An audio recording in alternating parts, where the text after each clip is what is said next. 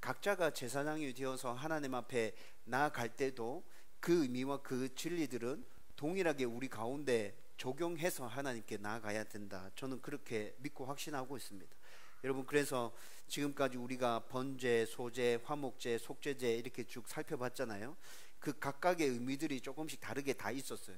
우리가 그 의미들을 가슴에 새기고 지금 이 시대에도 그렇게 하나님 앞에 나아가고 있다면 여러분들은 온전한 산 제물로 하나님 앞에 드려지는 것이 될 것입니다. 하나님께서 기뻐 받아주실 거예요. 여러분, 계속해서 우리가 그렇게 하나님 앞에 나아갈 수 있었으면 좋겠습니다. 여러분, 번제는 가장 기본적인 제사라 그랬는데, 순종과 헌신의 의미를 담은 제사라 그랬죠.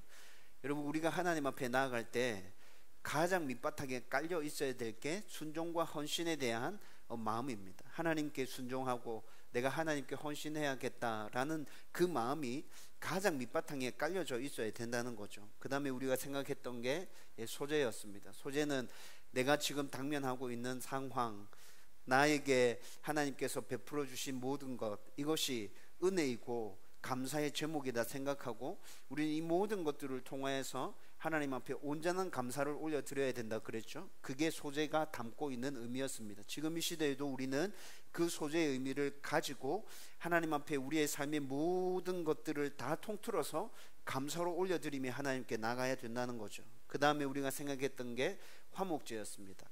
화목제는 하나님과 지속적으로 화목한 관계를 유지하기 위해서 드려지는 제사였습니다. 하나님께서 우리와 화목해 되기 위하여 하나님의 모든 것들을 다 내어주셨죠. 우리도 똑같이 하나님과 이 화목한 관계를 지속적으로 유지하기 위하여 우리의 모든 것들을 다 내어드리면서 내가 가지고 있는 모든 것들이 다 하나님 것입니다.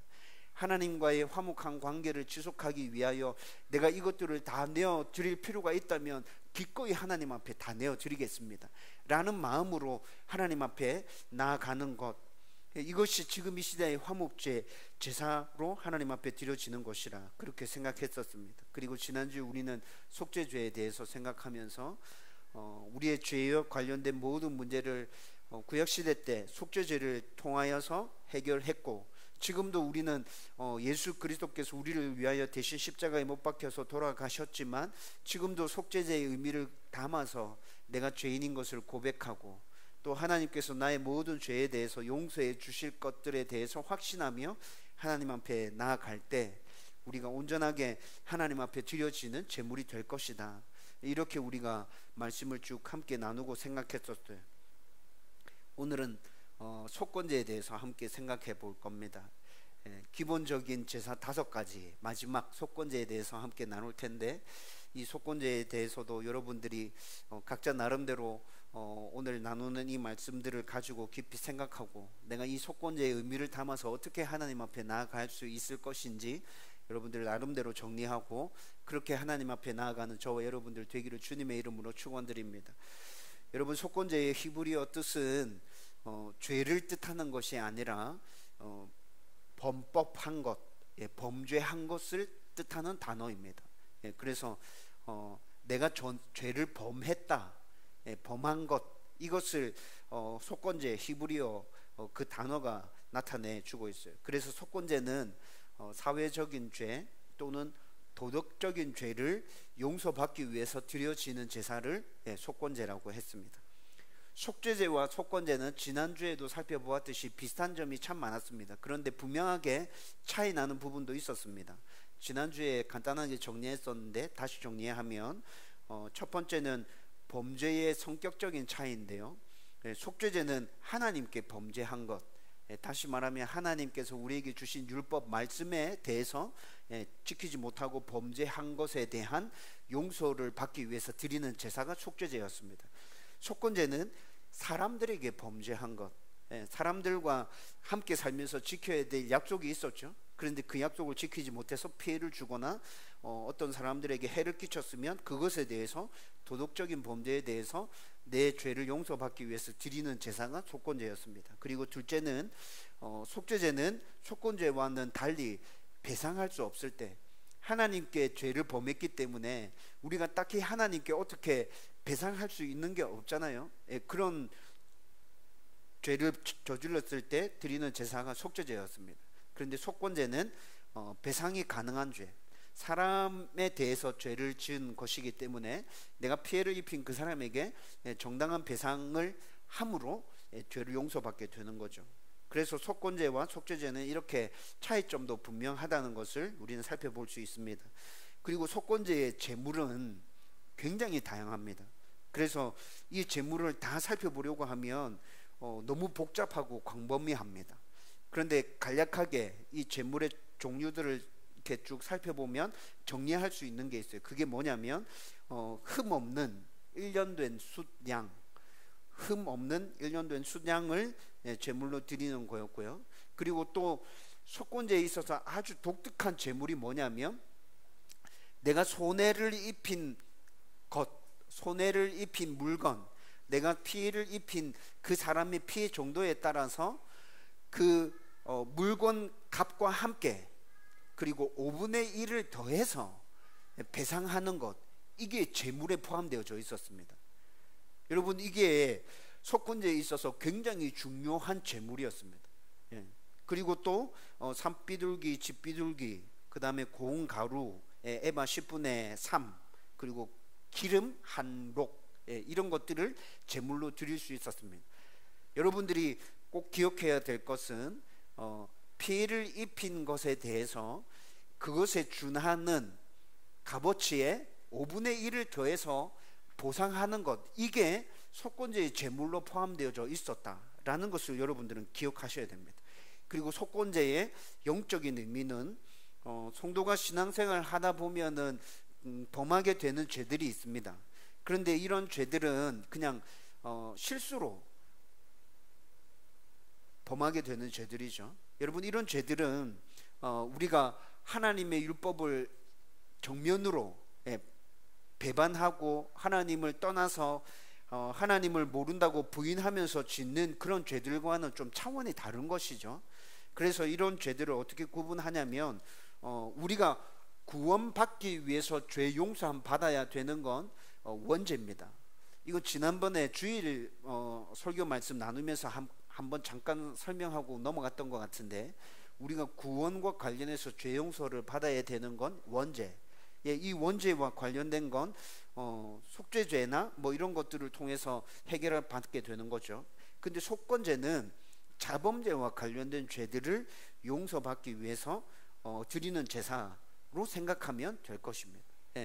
구원받고 난 다음에도 우리는 계속 죄를 짓고 살잖아요. 이 죄의 문제에 대해서도 해결해야 된다 그랬죠.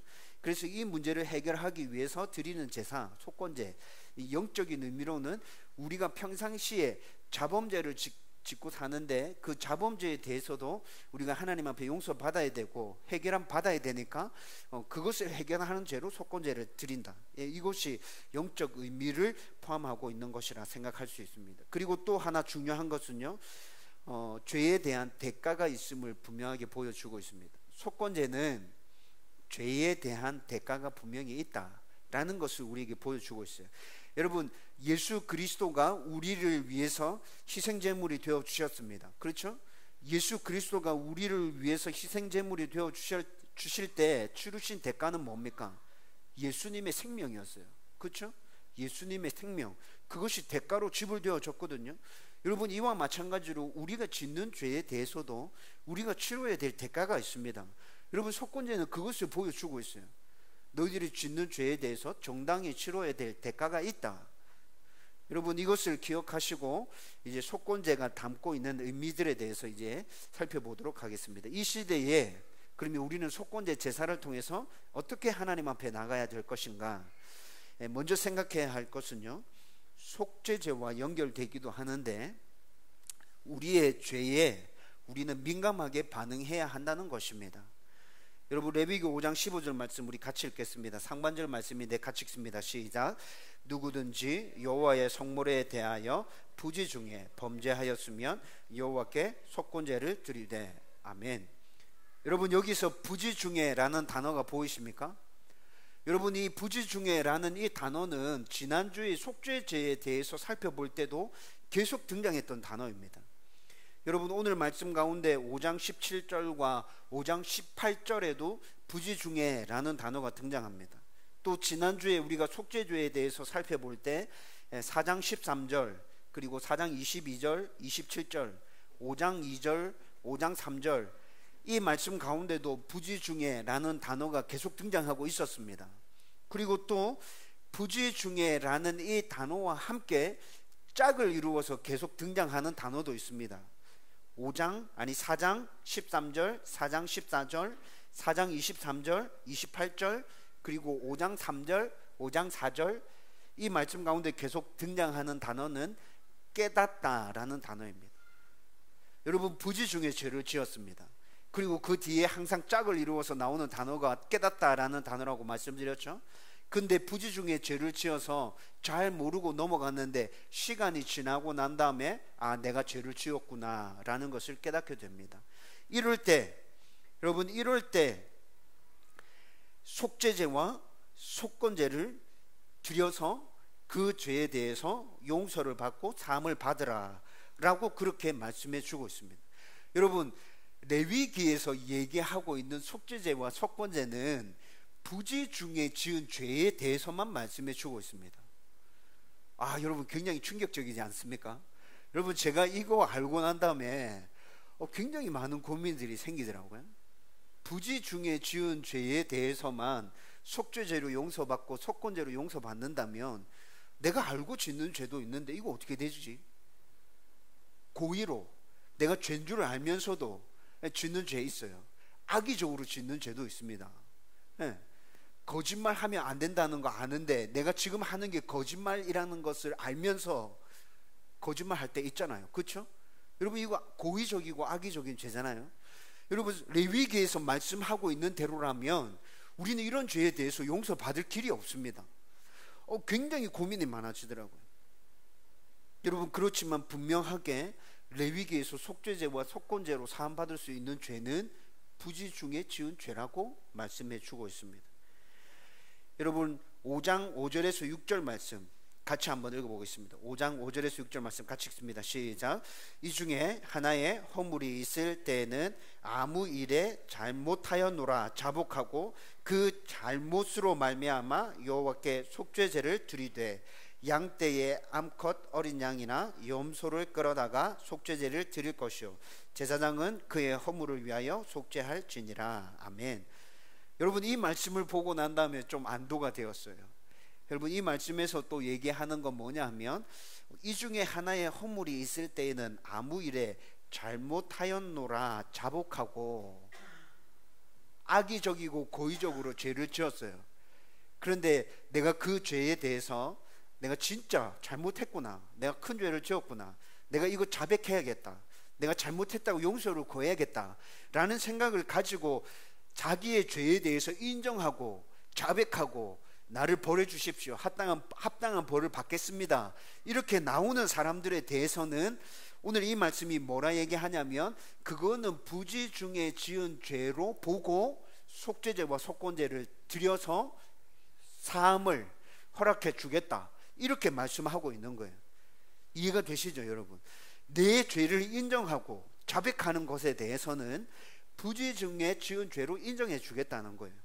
그런데 여러분, 그렇다면 생각해 보십시다. 그렇다면 목사님, 그런데 고의적이고 악의적으로 죄를 지었는데 내가 죄를 지었다는 것에 대해서 인정하지도 않고 그냥 그렇게 지내다가 내가 지은 죄가 발각되어져서 처벌을 받아야 되면 그럼 그건 어떻게 해결되어집니까? 그것에 대해서는 출애굽기 18장에서 40장까지 이스라엘 백성들이 지켜야 될 법들이 아주 상세하게 기록되어져 있습니다. 여러분, 이것이 간략하게 핵심적으로 나타나는 것이 출애굽기 20장의 십계명이거든요. 십계명, 그리고 출애굽기 18장에서 40장까지의 이 말씀들을 통해서 이스라엘 백성들이 지켜야 될 법들이 굉장히 중요하게 기록되어져 있고, 레위기에서는 이스라엘 백성들이 지켜야 될 제사법, 그리고 정결법, 어떻게 하나님 앞에 나와야 될 것인지에 관련해서 굉장히 상세하게 법들이 기록되어져 있습니다. 그리고 민수기와 신명기 쭉 계속해서 아주 상세하게 규정들과 규칙들이 계속 나열되어지고 있거든요. 여러분, 다시 말하면 이게 무슨 말이냐 하면 이미 이스라엘 백성들에게는 고의적이고 악의적으로 죄를 범했을 때 그 죄를 처리해야 될 법들이 주어져 있었습니다. 여러분, 제가 레위기 강해를 시작하면서 이스라엘 백성들이 시내산에서 잠시 머물렀던 그 기간이 굉장히 중요하다는 것에 대해서 설명해 드렸었습니다. 여러분, 출애굽하고 난 이후에 이스라엘 백성들이 시내산에 와서 굉장히 오랜 시간 동안 머물러 있습니다. 그리고 난 다음에 거기서 광야 여정이 본격적으로 시작되어지게 되죠. 그 시내산에 머물러 있을 때 어떤 일이 있었습니까? 시내산에 머물러 있을 때 굉장히 중요한 언약을 체결한다 그랬죠. 나는 너희의 하나님이 되고 너희는 내 백성이 될 것이다. 이 언약이 체결되어집니다. 그리고 이 언약이 체결되어지고 난 이후에 내 백성으로서 너희들은 이런 것들을 지키며 살아야 된다라고 하나님께서 하나님 백성으로서의 삶을 살아갈 때 지켜야 될 법들에 대해서 말씀해 주십니다. 그것들이 다 주어지고 난 다음에 본격적으로 광야 생활이 시작되어집니다. 여러분, 이스라엘이 하나님의 백성으로서의 삶을 본격적으로 시작할 수 있는 모든 준비들이 시내산에서 다 이루어진 것이죠. 여러분, 이렇게 생각해 보면 시내산에 있을 때 이미 이스라엘 백성들에게는 법이 다 주어졌어요. 그리고 이 법이 체계적으로 적용되어질 수 있는 그 절차까지도 다 주어졌습니다. 여러분, 모세가 있었죠. 그리고 이스라엘 백성들에게는 70인의 장로들이 있었습니다.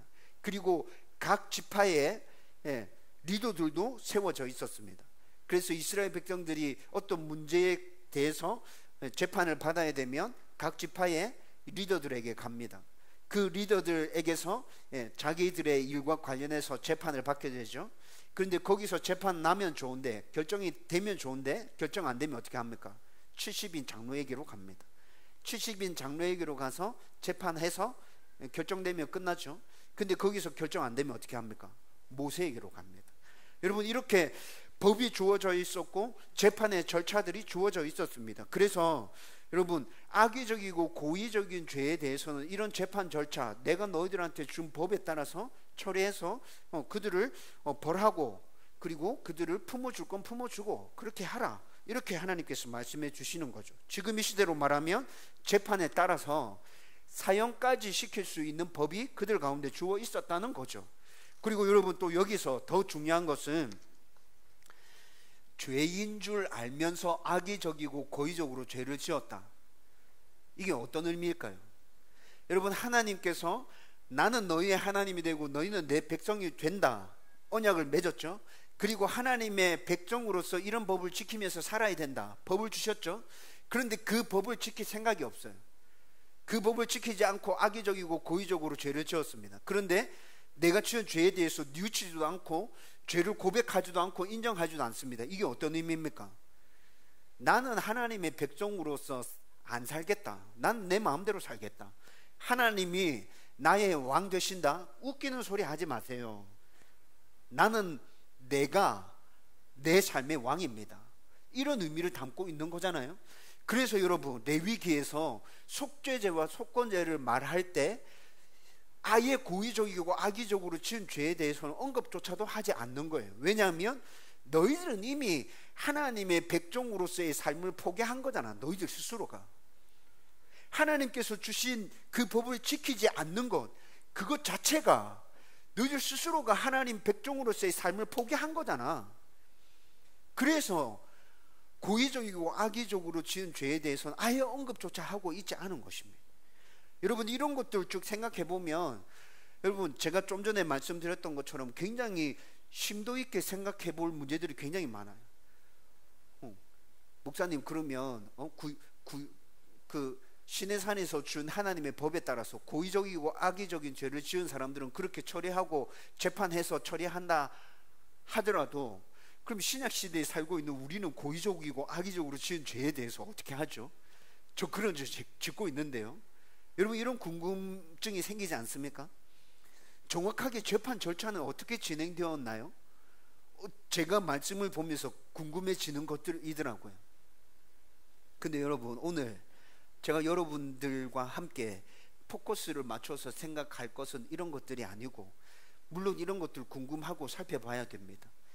여러분, 그렇지만 더 중요하다 생각하는 것은 여러분 계속해서 부지 중에 지은 죄에 대해서 강조하고 있잖아요. 부지 중에 지은 죄, 그 죄에 대해서조차도 회개하고 용서받아야 된다라는 것에 대해서 이 성경이 계속 말씀해 주고 있지 않습니까? 여러분, 이것이 무엇을 의미하는 것입니까? 그만큼 죄에 대해서 민감하게 깨어 있으라는 거죠. 죄에 대해서 그만큼 민감하게 반응하라라는 것 아닙니까?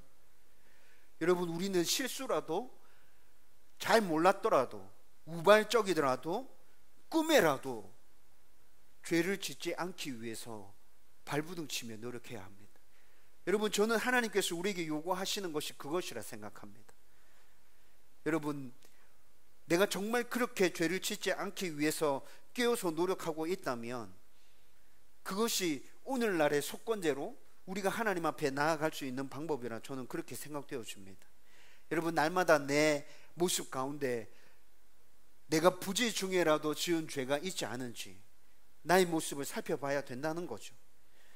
여러분, 이렇게 부지 중에 지은 죄를 깨달았을 때 오늘 말씀 가운데 하나님께서 속죄제와 속건제를 드림으로 인해서 그 죄를 깨끗하게 용서받으라 라고 말씀해 주고 있잖아요. 여러분, 다시 이 부분에 대해서 정리해서 말씀드리면 우리가 이 시대에 어떻게 속건제를 드리며 하나님 앞에 나아갈 수 있습니까? 내가 지은 죄에 대해서 민감하게 반응하는 것입니다. 날마다 나의 모습을 살펴보면서 내가 부지 중에라도 지은 죄가 있는 건 아닌지, 내가 실수로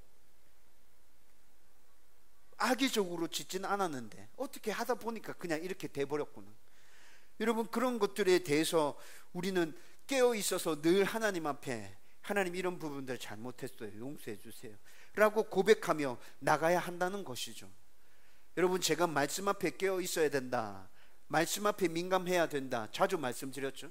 말씀 앞에 민감해야 된다는 말이 무슨 말이에요? 하나님께서 나에게 뭐라 말씀하시는지 그것을 잘 알아듣고 그것에 적극적으로 순종의 반응을 보이는 것, 그것이 말씀 앞에 민감하게 깨어 있는 것 아닙니까? 동시에 우리는 죄에 대해서도 민감하게 깨어 있어야 합니다. 내 안에 어떤 부지 중에 지은 죄가 없는지 그것을 늘 살펴보면서 그런 것들이 보일 때마다 즉각적으로 하나님 앞에 회개하고 잘못했습니다 용서를 구하고, 내가 이런 죄들로부터 다시 완전하게 자유로워지고 해방되어지기 위해서 내가 앞으로 어떻게 하면 될까에 대해서 고민하면서 살아가는 것, 여러분, 이것이 죄에 민감하게 반응하는 것이라고요. 저와 여러분들의 삶 가운데 말씀에 민감하게 깨어있고 죄에 이렇게 민감하게 깨어있다면 우리는 날마다 점점 더 좋은 하나님의 사람으로 변화되어져 갈 것입니다. 여러분, 저와 여러분들 가운데 이런 은혜가 넘쳐나게 되기를 주님의 이름으로 축원드립니다. 두 번째로 우리가 생각해야 할 것은 우리가 지은 모든 죄에는 그에 상응하는 대가가 있다는 것입니다. 여러분, 레위기 5장 16절 말씀 우리 같이 읽어보겠습니다. 다 같이 읽습니다. 시작. 성물에 대한 잘못을 보상하되 그것에 5분의 1을 더하여 제사장에게 줄 것이요 제사장은 그 속건제의 수장으로 그를 위하여 속죄한 즉 그가 사함을 받으리라. 아멘. 속건제를 드려야 되는 상황에 대해서 지금 몇 가지로 구분해서 우리가 읽었던 본문에서 쭉 설명해 주고 있거든요.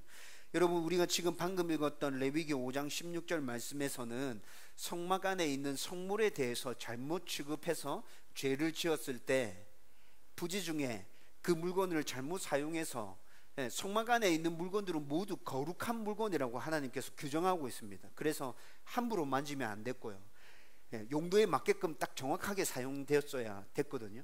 그런데 부지 중에 그것을 잘못해서 만졌다, 그리고 잘못 사용했다, 이런 것들에 대해서 어떻게 해야 되는지 지금 말씀해 주고 있는 게 레위기 5장 16절 말씀입니다. 성막 안에 있는 성물을 잘못했을 때 이렇게 보상해라 라는 거죠. 여러분, 레위기 6장 5절 말씀해 보면 레위기 6장 5절의 말씀에서는 내가 다른 사람들에 대해서 피해를 입히고 내가 잘못했을 때 그것에 대해서 어떻게 보상해야 되는지 레위기 6장 5절의 말씀에서 정확하게 얘기해 주고 있습니다. 죄를 깨닫고 속건제를 드릴 때 제물 이외에, 속건제를 드리려고 하면 제물을 끌고 와야 되죠.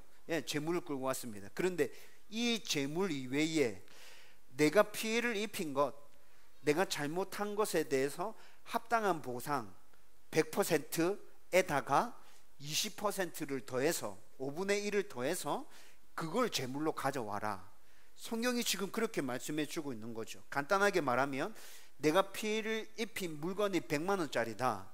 그러면 제물과 함께, 제물은 수장이죠. 어린 수장. 그 제물 수장 가지고 오고 그 제물과 함께 120만 원을 가져와라. 그래서 이 120만 원을 제물로 드려라. 이 120만 원은 누구한테 가는 거예요? 내가 피해를 입힌 사람한테로 가는 겁니다. 근데 이게 제물이었다고요. 여러분, 이것이 부지 중에 지은 죄에 대한 보상이었습니다. 부지 중에 지었는데 하나님 이렇게 보상해야 돼요? 보상해야 돼. 하나님께서 이렇게 말씀해 주고 계시는 거예요. 여러분, 고의적이고 악의적으로 지은 죄에 대해서는 출애굽기에 굉장히 자세하게 법이 규정되어져 있다 말씀드렸죠.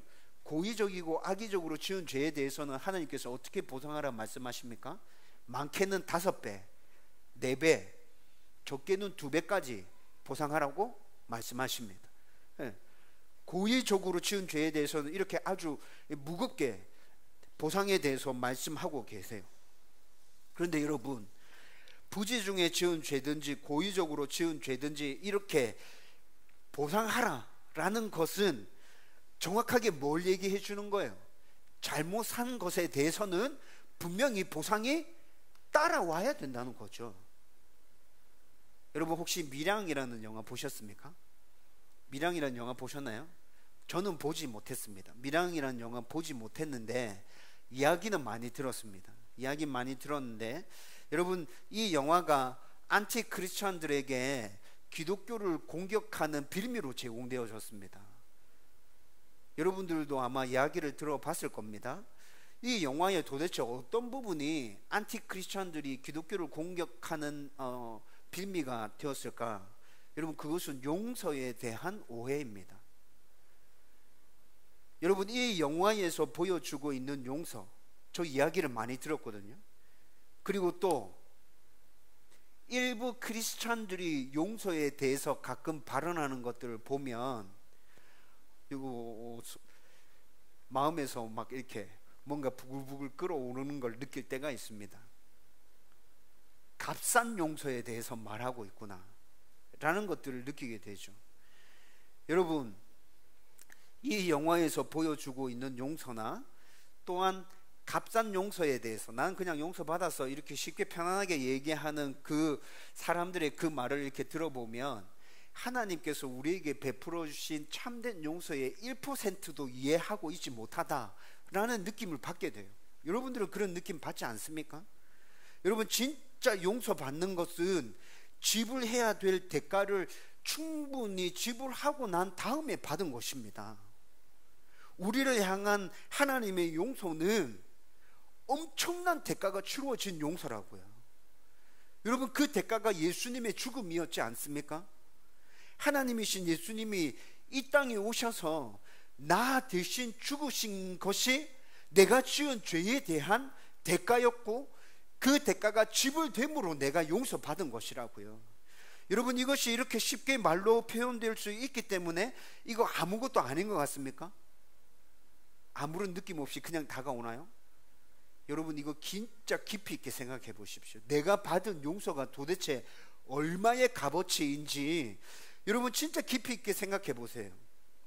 하나님께서 예수님을 이 땅에 보내심, 계획하심, 여러분, 하나님께서 우리를 구원해 주기 위해서 구속사를 진행시켜 가시는데 그 구속사가 수천 년에 걸쳐서 진행되어져 왔습니다. 하나님께서 그 모든 것들을 다 계획하셨습니다. 완벽하게 그것들을 이루어 주셨습니다. 예수 그리스도를 이 땅에 죽게 그렇게 보내실 때 하나님의 그 고뇌, 하나님의 마음, 여러분 깊이 있게 생각해 보세요. 간단한 게 아닙니다. 절대로 간단하지 않습니다. 여러분, 하나님이신 예수님이 이 땅에 오셔서 육신으로서의 살아낸 그 삶들을 생각해 보세요. 33년 동안 하나님이신 그분이 사람의 몸을 입고 이 땅에서 33년간 사람의 모습으로 그렇게 살아낸 그 삶들, 십자가의 사건, 억울함, 고통들, 외로움들, 치밀어 오르는 그 분노들, 여러분 이거 간단했어요? 아니요, 절대로 간단한 문제가 아니었습니다. 예수님께서 그렇게 모든 일들을 다 이루시고 난 다음에 우리의 변화를 위해서, 그리고 하나님께서, 예수님께서 다 이루어 놓으신 이 구속을 효과 있게 적용시키기 위해서 성령 하나님이 우리 가운데 오셔서 우리 가운데 내주하고 계십니다. 그런데 여러분, 이 성령 하나님이 땅을 치며 통곡할 때 진짜 많을 것 같습니다. 하나님의 은혜를 입었는데 그렇게 살지 못하는 것에 대해서, 성경에 그렇게 말씀하고 있잖아요. 말할 수 없는 탄식으로 우리를 위해서 중보하고 계신 성령님, 여러분 그거 생각해 보세요. 여러분 이게 간단한 것 같아요? 절대 간단하지 않죠. 다 이해할 수 없습니다. 근데 여러분 이렇게 찬찬히 뜯어놓고 차근차근 생각해 보면 내가 받은 용서가 그냥 받은 것이 아니구나, 엄청난 대가가 치루어졌구나, 하나님께서 희생하셨구나, 예수님께서 희생하셨구나, 성령님께서 지금도 희생하고 계시구나 라는 것들이 깨달아지잖아요. 여러분 우리들이 지불할 수 없는 대가였기 때문에 하나님께서 대신 지불해 주신 것입니다. 하나님께서 나 대신 죄에 대한 대가를 다 지불해 주심을 내가 믿고 받아들일 때 내가 용서받게 된 것이라고요. 여러분 이것이 성경에서는 은혜라고 말하잖아요. 넌 아무것도 할 수 있는 게 없었다. 그런데 내가 너를 정말 살리고 싶어서, 내가 너를 정말 사랑해서 내가 이 모든 일들을 다 이루었다. 너는 그냥 믿고 받아들이면 된다. 내가 너를 용서했다는 거 너 그냥 받아들여. 그러면 돼. 성경이 이렇게 우리에게 말씀해 주고 있잖아요. 여러분 이것이 은혜라고 또한 말씀해 주지 않습니까? 여러분 이렇게 엄청난 용서가 지불되었다는 것을 아는 사람은 여러분 아주 쉽게 함부로 내가 용서받았다 이렇게 말하지 못할 것입니다. 여러분 제가 함부로 말할 수 없다라고 말하는 이유가, 의미가 무엇입니까? 용서에 대해서 잘 알지 못해서 그렇습니까? 아니요. 내가 용서받았다는 것에 대해서 확신이 없어서, 믿음이 없어서 그런가요? 아니요, 그것도 아닙니다. 예전에, 지금은 용서받았지만 예전에 내가 죄인이었다는 사실이 들통나기 때문에 내가 용서받았습니다 이렇게 부끄러워서 말하지 못하는 건가요? 아니요, 그런 의미가 아니죠. 여러분 내가 용서받았다는 확신이 생기면, 그 용서의 의미를 진정으로 깨닫게 되면 기쁘고 즐겁고 감사하고 감격이 밀려옵니다. 그런데 그 다음에 그것과 더불어서 또한 크게 밀려오는 감정이 있습니다. 뭐죠? 미안함, 죄송함. 여러분 하나님께 그런 마음 들지 않던가요? 송구스러움, 합당하지 않음. 여러분 그런 감정 느껴보지 않았습니까? 베드로가 왜 주님 저를 떠나십시오라고 고백했는지 이해되지 않던가요? 바울이 죄인 중에 괴수입니다 라고 고백한 그 의미가 무엇인지 여러분 이해되어지지 않던가요? 여러분 이 의미를 깨달은 사람이라면 여러분 그렇게 함부로 내가 용서받았다고 가볍고 편안하게 말하지 못하죠.